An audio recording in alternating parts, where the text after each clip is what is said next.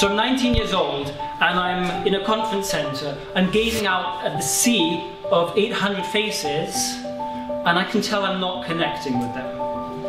I've been asked to talk about success. And what supposedly qualifies me is the fact that I have, as a teenager, with my twin brother, written this book that has become a bestseller.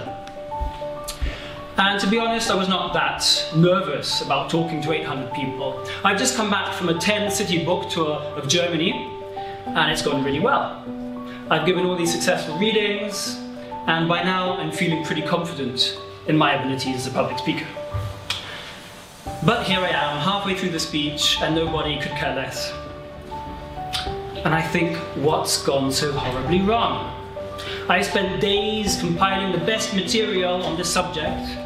I have a PowerPoint presentation which is beautiful and full of useful information, and I thought I was a pretty nice guy. But here I am on stage and I can just tell that there's no energy in the room, phones are coming out, people are looking at the clock.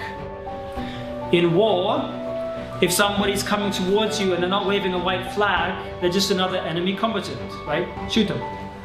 So it's the white flag, it's the messenger, which is important before the message reaches you. So I keep on giving the talk, but part of my mind is wandering back to these readings that I've been giving, and I'm wondering, what was it that made me connect with my audiences in many different cities, in fact all over the world? And then it struck me. The moments that I connected most with people was when I was telling them a story.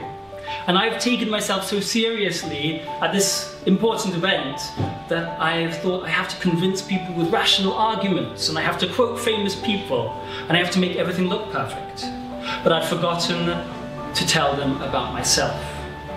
I'd given them information, but not an experience.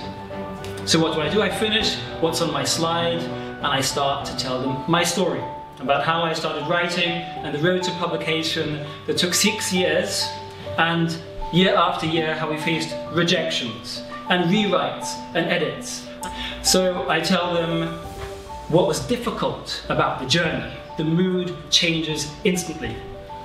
Phones go down, eyes come up, and I can tell people like to hear that. So you can help to present the context before giving the content. Now after the talk, I bump into some people who says, hey, I liked what you said about never giving up and persevering. I said, okay, thanks. And she goes off. Now this was interesting because I bump into 2 or 3 other people and they all say exactly the same thing. They say, hey, I liked your message about persevering and never giving up. I'd made about 100 other points, but nobody cared about any of that. See, it was only what I'd communicated through the story that struck people and stuck with them. Storytelling basically helps your audience to receive, believe, and remember your message. I call it design thinking for your message. Let's repeat this together. Receive. Receive. Let's do that again. Receive. Receive. Believe. Believe. Remember. Remember. A few years later, I started getting into this field of business storytelling, and I learned that in business, you should never tell a story without making a point.